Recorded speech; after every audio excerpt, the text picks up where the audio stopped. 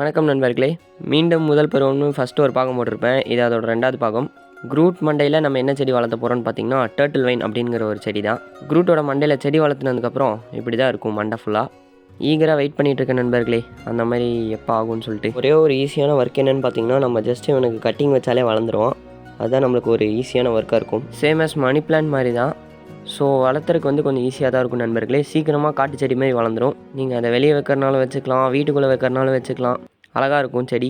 Last வீடியோவில் சொன்ன தெரிஞ்ச அக்கா வந்துட்டு பார்த்தீங்கன்னா, செமையான ஒரு ப்ராடக்ட் வச்சுருந்தாங்க. அந்த அக்கா மூஞ்சிக்கு போடுறதுக்காக வச்சுருந்தாங்க. அந்த அக்கா கிட்டேருந்து பிடிங்கி நான் என் செடிக்கு போட ஆரம்பிச்சிட்டேன். ஆக்சுவலாக அது ரொம்ப நல்லா இருந்துச்சு நண்பர்களே.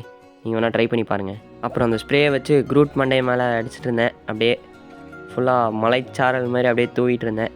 பார்க்க நல்லா இருக்கேன்னு சொல்லிட்டு அப்படியே எடுத்து என் மூஞ்சிலேயே கொஞ்ச நேரம் தூவிட்டு இருந்தேன்.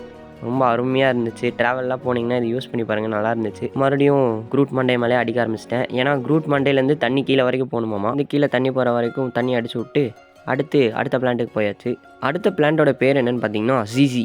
இவனை பார்த்தீங்கன்னா ஒரு 2 மாதத்துக்கு முன்னாடி என் தம்பிக்காரன் எடுத்துகிட்டு வந்தான், வெறும் இலையை மட்டும். அவன் பார்த்துக்கிறேன்னு வாங்கிட்டு வந்தான். பட் ஆனால் என்னவோ பார்த்தீங்கன்னா நான் தான் அதை பார்த்துக்கிட்டேன். அடுத்து நாளைக்கு வர விலாகில் இவங்களை நெட்டுற வீடியோவை நம்ம பார்ப்போம். மறக்காமல் அந்த ஃபாலோ அண்ட் சப்ஸ்கிரைப் பட்டனை தட்டி வச்சுக்கோங்க. நான் கொஞ்சம் சந்தோஷமாக இருப்பேன். போயிட்டு வரேன். Bye bye.